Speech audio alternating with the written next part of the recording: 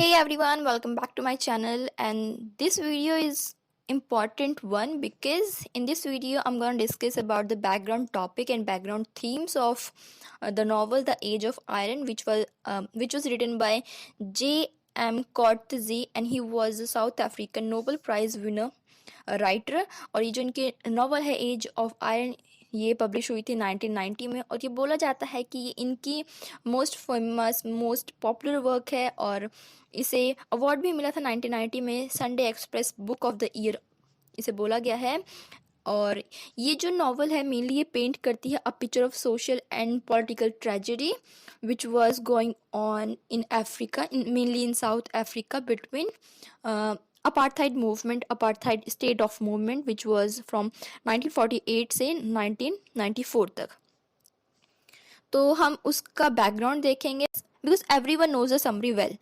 Like अगर आप paper में जाके जस्ट समरी लिखते हो तो वो वर्क नहीं करेगा, because teacher is teaching this novel for the last I think 10 years 15 years और मे बी 20 years, तो उन्हें अच्छे से पता है what the story is. They are not interested in who is going out of the house and who is getting married, who is dying. They're not interested in all this kind of information. What they are interested, they are interested in background, interested to know that how much knowledge you have about the period of the time when this novel was published. So main जो है वो background work है, background readings हैं। तो हम इस video में directly बात करेंगे the age of apartheid. Apartheid movement क्या था, हमारी जो मेन इस वीडियो में टॉपिक होंगे वो होंगे अपार्थाइड मूवमेंट क्या था, कैसे स्टार्ट हुआ, कौन सी जो पार्टी थी नेशनल पार्टी थी या कौन सी इलेक्शन पार्टी थी जो जीती थी इलेक्शन, उसके बाद उन्होंने इसमें क्या क्या एजेंडाज लगाए, कौन कौन से बिल पास हुए, एंड उसके बाद हम बात करेंगे कि इसमें कितनी ज़्यादा क्रुएलिटी हो रही थी, क्या क्या इसमें चीज़ें हो रही थी, बांटू लोग जो कि बांटू पीपल मतलब कि जो साउथ अफ्रीका के पीपल थे उनके साथ क्या हो रहा था।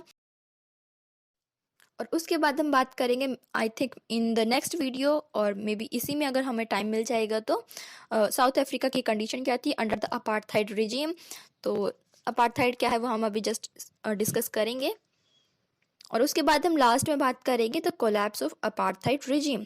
सो स्टार्ट करते हैं अपने वीडियो। तो जो भी नॉवल पढ़ना चाहता है द एज ऑफ आयरन, उसके लिए इम्पॉर्टेंट है ये सारे बैकग्राउंड रीडिंग या फिर ये सारे बैकग्राउंड टॉपिक्स, या फिर जितने भी लोग हैं जो साउथ अफ्रीका की नॉवल पढ़ रहे हैं, पोस्ट कॉलोनियल नॉवल पढ़ रहे हैं, तो उनमें ये जो बैकग्राउंड टॉपिक है वो कवर हो जाएंगे। तो स्टार्ट करते हैं। सबसे पहले तो अपार्थाइड क्या था। अपार्थाइड हम ये जानेंगे। अब जब टाइम पीरियड की बात करते हैं 1948 की, अब 1948 में ऐसा हुआ कि एक अनएक्सपेक्टेड विक्ट्री हो गई एक नेशनल पार्टी की। जैसे कि हमारे इंडिया में बहुत सारे पार्टी हैं, इलेक्शन होता है तो अलग अलग पार्टीज़ हैं, तो उसी तरीके से साउथ अफ्रीका में भी 1948 में नेशनल पार्टी जो थी वो जीत गई। और ये जो जीत थी, इनकी विक्ट्री थी, वो अनएक्सपेक्टेड थी, उन्होंने नहीं सोचा था कि वो जीत जाएंगे। और उनका जो पॉलिटिकल एजेंडा था इलेक्शन से पहले वो था कि वो अपार्थाइड को लागू करेंगे, लेकिन जब वो जीत गए उन्हें खुद नहीं पता अपार्थाइड क्या था। और ये तो थी 1948 के बाद, और ये नॉवल जो है या फिर जो बैकग्राउंड है ये चलेगा 1994 तक, जब नेल्सन मंडेला को फर्स्ट प्रेसिडेंट की तरह इलेक्ट किया गया था। थ्रू इलेक्शन वो फर्स्ट प्रेसिडेंट बने थे वहाँ तक। और इसके बीच का जो टाइम पीरियड था 1948 से 1994 का जो टाइम पीरियड था नियरली ओवर 50 ईयर्स, और एग्जैक्ट बोलो तो 46 ईयर्स। तो ये जो बीच का टाइम पीरियड था, इस पीरियड को बोला जाता है अपार्थाइड पीरियड। और इस पीरियड में बहुत ज़्यादा क्रुएलिटी हुई थी साउथ अफ्रीकन पीपल पर, ब्लैक पीपल पर। अब ये जो अपार्थाइड था ये जस्ट ऐसे सडन नहीं आ गया था, केम आउट नहीं हुआ था सडनली, बल्कि जो लास्ट 300 ईयर्स थे वो उसके लिए एक वे बना रहे थे, एक रास्ता बना रहे थे। क्योंकि लास्ट 300 ईयर्स जो थे इंपीरियलिज्म के, फिर कॉलोनियल रूल के, क्योंकि वहाँ पर भी ब्रिटिश ने रूल किया था, ब्रिटिशर्स ने, तो उस पीरियड ने 300 ईयर्स ने अपार्थाइड के लिए एक वे बनाया था, एक लीड दी थी अपार्थाइड को आने के लिए। अब तो सबसे पहले जो चीज़ स्टार्ट होती है वो होती है, टाइम पीरियड है 1652 से। 1652 में जो यूरोपियंस है वो पहली बार वो साउथ अफ्रीका में आए थे। उसका जो फर्स्ट सेटलमेंट था, यूरोपियन सेटलमेंट, फर्स्ट सेटलमेंट था, वो हुआ था कैप ऑफ गुड होप 1952 में। इसको आप सबको चेक कर सकते हो या फिर जस्ट नोट डाउन कर सकते हो, और कोई भी इन्फॉर्मेशन गलत नहीं होगी, बिकॉज रॉन्ग इन्फॉर्मेशन मुझे भी पता है बहुत ज़्यादा हार्मफुल हो जाती है कि अगर आपने डेट से इधर उधर कर दी तो बहुत ज़्यादा सीरियस ऑफेंस है वो। सो आगे बोला है कि वो फर्स्ट टाइम यहाँ पर आए थे, उनका फर्स्ट सेटलमेंट हुआ, और उसके बाद जो एक प्रोसेस था यूरोपियन सेटलर्स का वो बढ़ने लग गया। वो यहाँ पर आए और जो स्टडी प्रोसेस थी वो शुरू हो गई, और जो फोर्सिंग प्रोसेस था, बुली करने का प्रोसेस था, जो लैंड को जीतने का प्रोसेस था, कॉन्क्वेरिंग प्रोसेस था, डिस्पोजिंग प्रोसेस था अफ्रीकन्स का, वो सब शुरू हो गया। अब जब यूरोपियंस वहाँ पर सेटल हुए और उसके बाद फिर उनके असेंडेंट्स सेटल हुए, और लोग आए और लोग आए, तो जितने ज़्यादा वहाँ पर लोग आते गए उतना ही इंटेंसिफाइड कंट्रोल हो गया उनका over the land, over the south African land. अब ये इतने ज़्यादा यहाँ पर यूरोपियंस आए क्यों थे, ये एक टॉपिक भी है, ये एक रीज़न है। अब इसके पीछे रीज़न ये है कि जब 1652 में जब यूरोपियन अफ्रीका में आए, तो उन्होंने यहाँ पर जब जो रियल इंटेंसिफिकेशन था वो, तो यहाँ पर है कि 1652 में तो वो यहाँ पर आए थे, ठीक है, वो यहाँ पर आए, उन्होंने फर्स्ट सेटलमेंट बनाया, लेकिन जो रियल इंटेंसिफिकेशन था उस प्लेस पर आने का या फिर साउथ अफ्रीका में यूरोपियंस का जाने का, वो शुरू हुआ 19th सेंचुरी में। जब 19th सेंचुरी में अफ्रीका के 2 स्टेट्स में या फिर 2 डिस्ट्रिक्ट्स में डायमंड्स की और कोल माइंस की खदानें मिल गई, कोल माइंस, गोल्ड माइंस मिल गई, और उनका नाम है किम्बले रीजन और KIMBERLEY, किम्बले रीजन और जोहान्सबर्ग।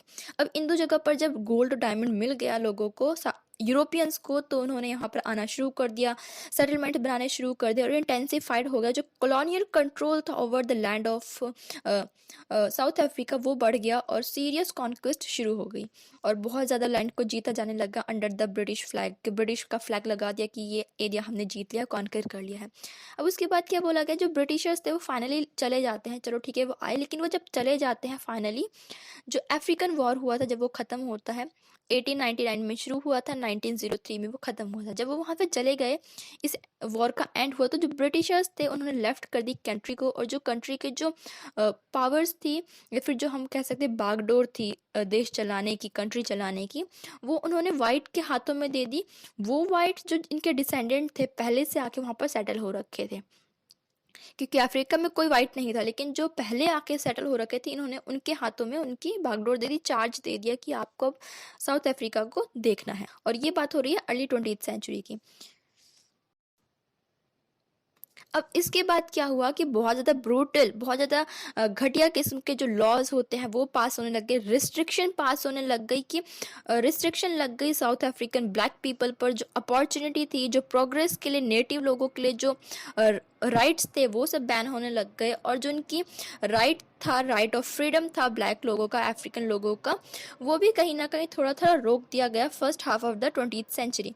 अब बोला गया है कि ये जो टाइम पीरियड था जब इन्होंने बागडोर संभाली और ब्लैक के ऊपर इतना ज़्यादा क्रुएलिटी हो रही थी, ब्रुटैलिटी हो रही थी, तो ये जो टाइम पीरियड था 1948 से पहले का, ये टाइम पीरियड है सेग्रीगेशन का टाइम पीरियड।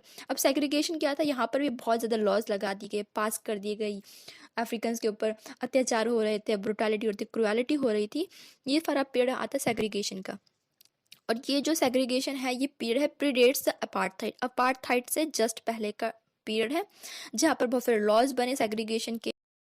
ये और अपार्थाइड इस तरीके से डिफरेंट है कि जब सेग्रीगेशन था तो जितनी भी पावर थी वो पार्लियामेंट के पास थी, कोई भी इश्यू होता था तो डिबेट होती थी पार्लियामेंट में। लेकिन जब अपार्थाइड आया 1948 में, लागू कर दिया गया, अपार्थाइड रिजीम स्टार्ट हो गया, तो हर एक चीज़ वॉज मच मोर सेंट्रलाइज और much more brutality was taken place, कि जितनी भी पावर होगी वो प्रेसिडेंट के पास होगी, nothing to do with parliament, parliament से कोई मतलब नहीं है, सारी पावर जो है वो प्रेसिडेंट के पास है, प्राइम मिनिस्टर के पास है, जो भी हेड है सिर्फ उसके पास है, जनरल गवर्नर के पास है। और जितने भी सेग्रीगेशन के लॉ थे उन सब चीज़ों को और ज़्यादा मजबूत कर दिया गया, और अगर उन लॉज को कोई तोड़ेगा या फिर ब्रेक करेगा तो बहुत ज़्यादा मच मोर सिवियर पनिशमेंट रखी गई अपार्थाइड के अंदर। सेग्रीगेशन में आपने लॉ तोड़ा तो मे भी उतना उतना उसका पनिशमेंट नहीं था जितनी पनिशमेंट उसकी रख दी गई अपार्थाइड के अंदर, कि अपार्थाइड रिजीम में अगर आपने लॉ को तोड़ा तो you could be locked up and you could imprisonment. अब सेग्रीगेशन का मतलब क्या होता है? सेग्रीगेशन में हुआ था कि जो अफ्रीकन्स थे उन्हें अलग कर रहे थे, मतलब कलर्ड लोग जो हैं उन्हें उनके जो बेसिक फ्रीडम है वो डिनाई कर दी गई, वो मना कर दी गई। Africans were band for skilled job, मतलब अफ्रीकन को बैन कर दिया गया कि आप कोई भी स्किल्ड जॉब नहीं करोगे, लाइक टीचर, डॉक्टर, इस तरीके की जो भी स्किल्ड जॉब होती है आप वो नहीं करोगे, क्योंकि ये वाले जॉब है जो वाइट लोग करेंगे। And you are for the labour work, you are for the menial work, like physical work, आपको माइंस में जाके काम करना है, आपको खदानों में जाके काम करना है। This kind of work was totally for African. तो उन्हें बैन कर दिया गया कि वो अच्छी जॉब्स नहीं करेंगे। 1912 में ये चीज़ लागू करी गई थी। उसके बाद इन्हें बैन कर दिया गया था अफ्रीकन्स को कि आप बाहर ज़मीनें भी नहीं ले सकते हो। और यहाँ से डिफरेंट डिफरेंट लॉज स्टार्ट होते हैं कि इन्होंने क्या किया, क्योंकि जब जो पार्टी है वो जीत गई। तो यहाँ पर हम सेग्रीगेशन टाइम पीरियड की बात करें तो सेग्रीगेशन में क्या क्या लॉज लागू हुए थे, निकले थे, हम उनकी बात कर रहे हैं। तो जो सेग्रीगेशन का फर्स्ट लॉ इन्होंने पास किया था 1913 में, वो था नेटिव्स लैंड एक्ट। और इसमें बोला गया था कि जितना भी अफ्रीका का जो लैंड है, साउथ अफ्रीका का जो लैंड है, उसका जस्ट 7% जो लैंड होगा वो बिलोंग करेगा ब्लैक अफ्रीकन से। और वहाँ पर जो ब्लैक अफ्रीकन्स हैं they were able to buy land only in that particular area, कि सिर्फ 7% जो एरिया है ब्लैक लोग सिर्फ उसी में प्रॉपर्टी को खरीद सकते हैं, उसके आउटसाइड में नहीं खरीद सकते हैं। बाकी का जो बचा 93% एरिया लैंड का वो होता है वाइट का। और ये वाइट कौन थे? ये माइनॉरिटी थी अफ्रीका में और मेजॉरिटी थी ब्लैक्स की, पर फिर भी ब्लैक्स जो मेजॉरिटी थी उन्हें जस्ट 7% का लैंड दिया गया, क्योंकि लॉज लागू कर दिए गए। और एक बार जब लॉ पास कर दिया गया तो everything is illegal apart from the law. अब दूसरा एक लॉ पास होता है जो है नेटिव्स अर्बन एरिया, जो पास हुआ था 1923 में। अब इसमें जो है उसमें ब्लैक को, नेटिव्स को रेजिडेंस के लिए भी बैन कर दिया गया कि वो जो सिटी एरिया है उसमें नहीं आएंगे, जस्ट कंट्री एरिया में ही रहेंगे। उसके बाद आता है लॉ क्या, वो था नेटिव एडमिनिस्ट्रेशन एक्ट 1927 में।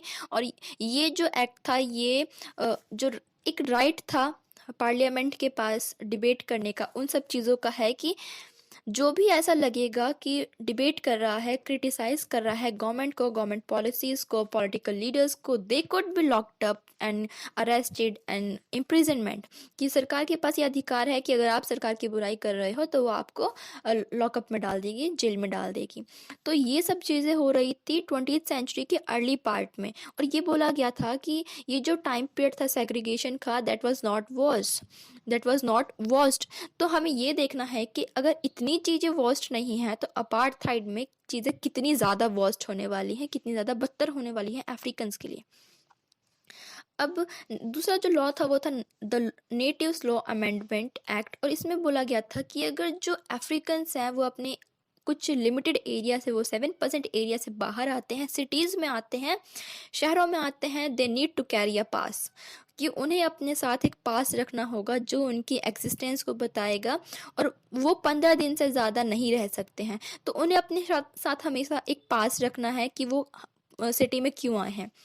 और ये सब चीज़ें हो रही थी first half of the 20th century में।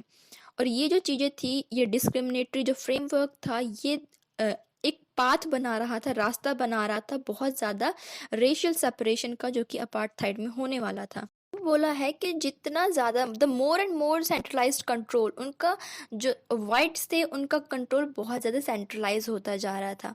ऐसा नहीं है कि पहले था कि चीज़ें अलग अलग लेवल पे अलग अलग तरीके से लॉ को फॉलो कर रहे थे, लेकिन अब चीज़ें बहुत ज़्यादा सेंट्रलाइज हो गई। डिफरेंट प्रोविंसेस थे, अगर डिफरेंट डिफरेंट एरियाज थे साउथ अफ्रीका के, तो वहाँ पर different different kind of laws भी थे। और different different kind of laws के साथ उनको किस तरीके से इम्प्लीमेंट करना है वो भी था।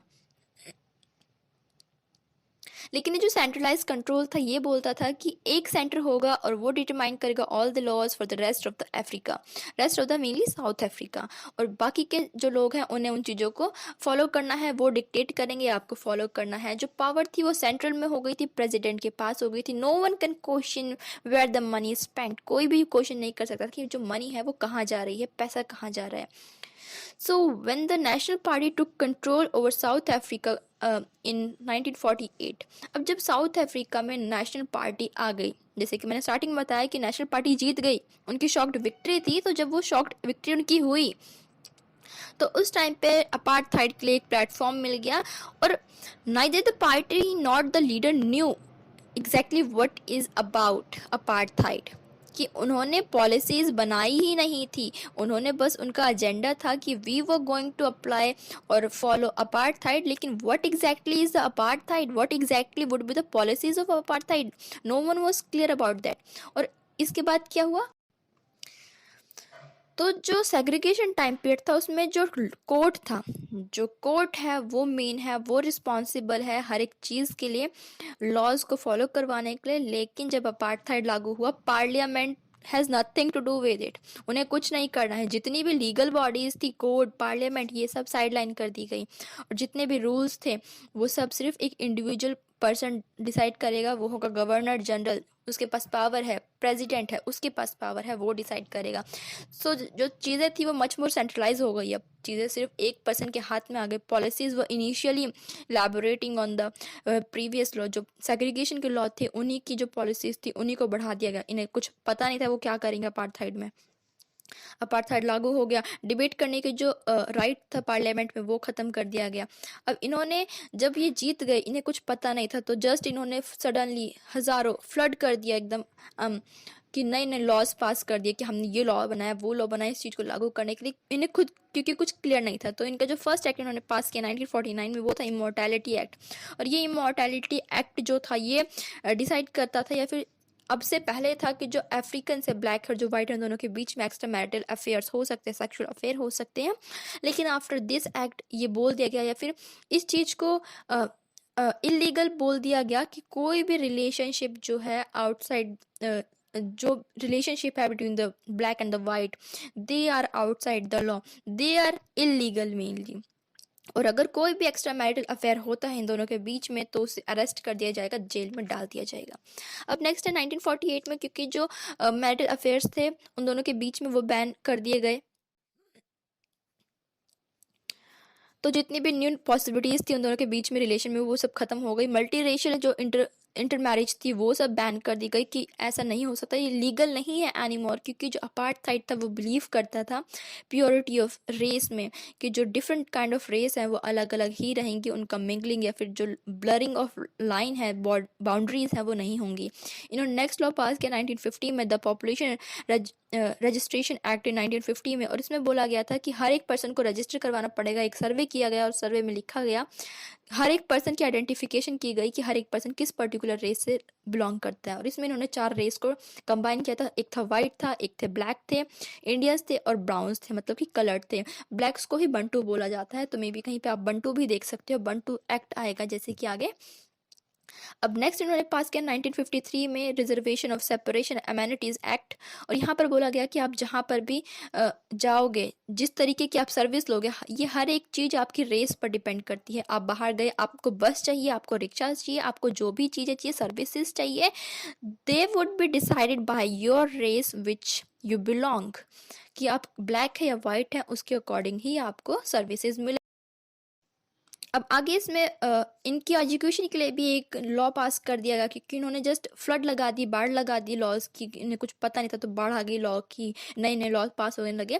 तो 1953 में इन्होंने एक और एक्ट पास किया, एक और लॉ पास किया, और उस एक्ट का नाम था द बंटू एजुकेशन एक्ट। और इसमें क्या था कि मिशनरी एजुकेशन को रोक दिया गया। अब से पहले मिशनरी एजुकेशन हो रही थी, क्योंकि ये एक कॉलोनाइज्ड कंट्री थी उस टाइम पे, जब यहाँ पर यूरोपियंस थे तो वो मिशनरी एजुकेशन देते थे। जैसे कि हम इंडिया में बात करते हैं, यहाँ पे भी ब्रिटिश एजुकेशन, मिशनरी एजुकेशन थी जब हम अंडर द ब्रिटिश रूल थे, तो उस टाइम पे भी था। लेकिन जब इन्होंने लागू कर दिया बंटू एजुकेशन, मतलब कि मिशनरी एजुकेशन को रोक दिया गया। और क्यों रोक दिया गया? क्योंकि मिशनरी एजुकेशन एक तरीके तरफ से वो अपनी चीज़ें तो बता रही थी, कि वो अपनी कल्चर, अपनी इंग्लिश को प्रमोट कर रहे थे, लेकिन दूसरी तरफ education is giving the voice to the blacks, कि जो ब्लैक हैं वो एजुकेट होने के बाद उनके पास वॉइस है, दे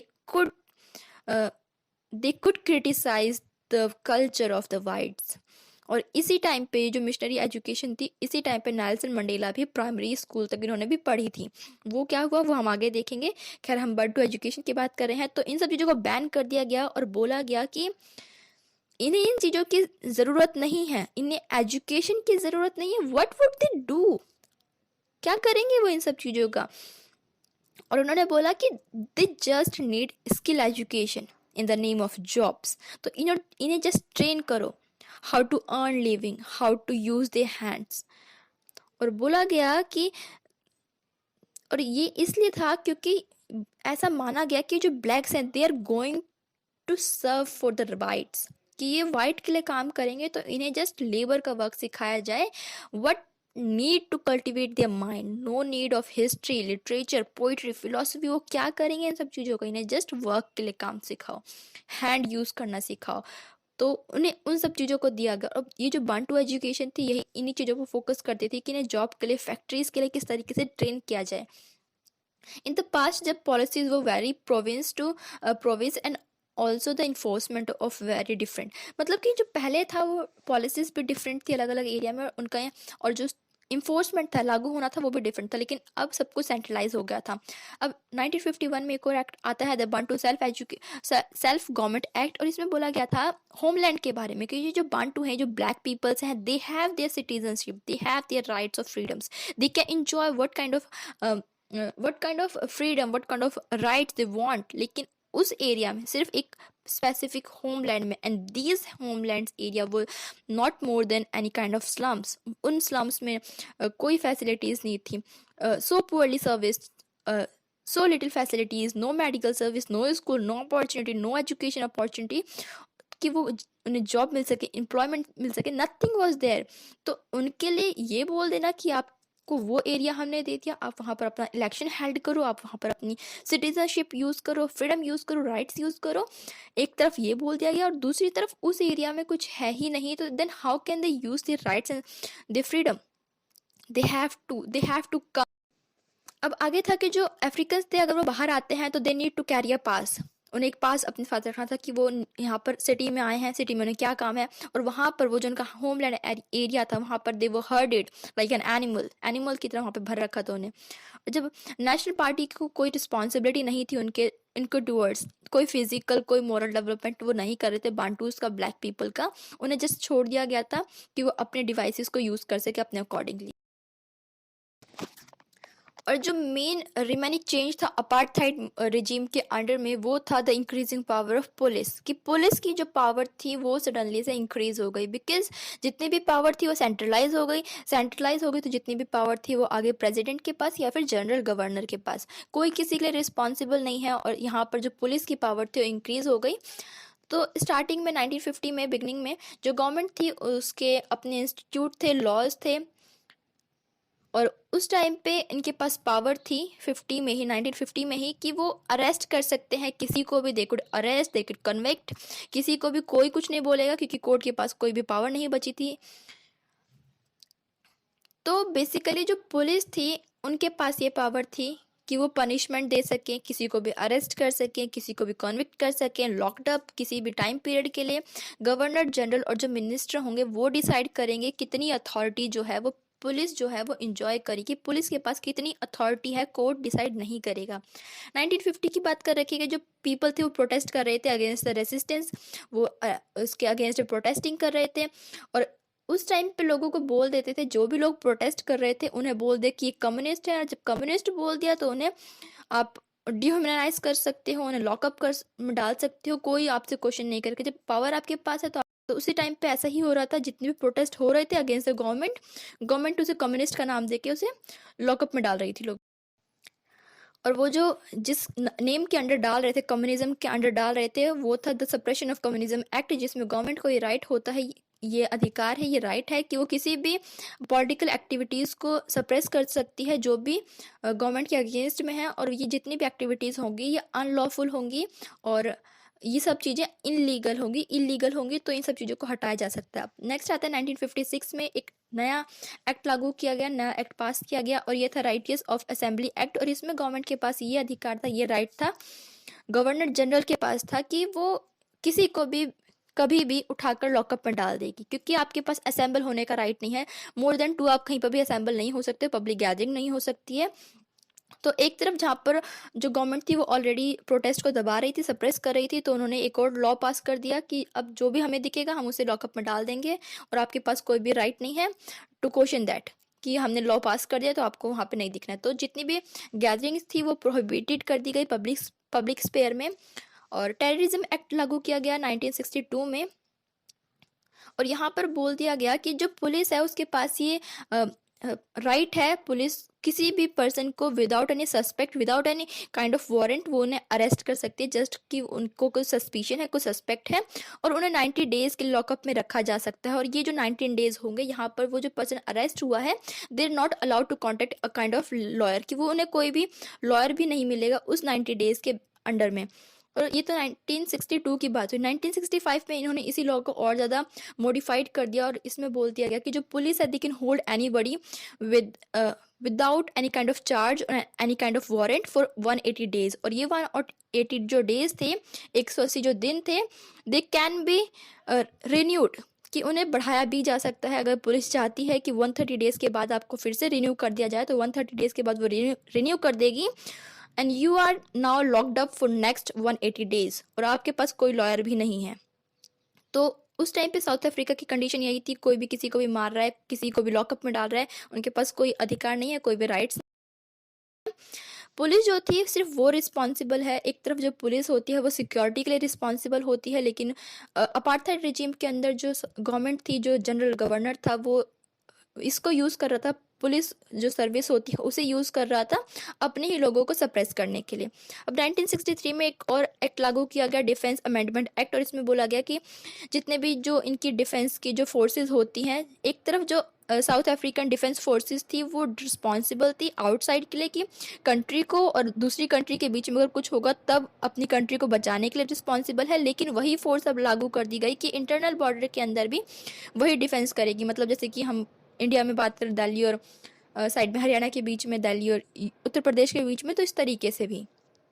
अब उसी के बाद 1969 में बॉस लागू किया। बॉस था ब्यूरो ऑफ स्टेट सिक्योरिटी, और इसमें एक ग्रुप बनाया गया, और ये ग्रुप जो था वो किसी के लिए भी जवाबदेह नहीं था, आंसरेबल नहीं था, सिर्फ था प्रेसिडेंट के लिए। और इसका फंडिंग कहाँ से आ रहा है, सब कुछ एकदम सीक्रेट था, सीक्रेटली बजट था, किसी को कोई जवाब नहीं देना था, किसी को भी आप किल कर सकते हैं, कोई कुछ भी नहीं पूछेगा, ना ही आपको किसी को एक्सप्लेन करना है। तो ये जो चीज़ें थी वो पावर थी पुलिस की अपार्थाइड रिजीम के अंदर।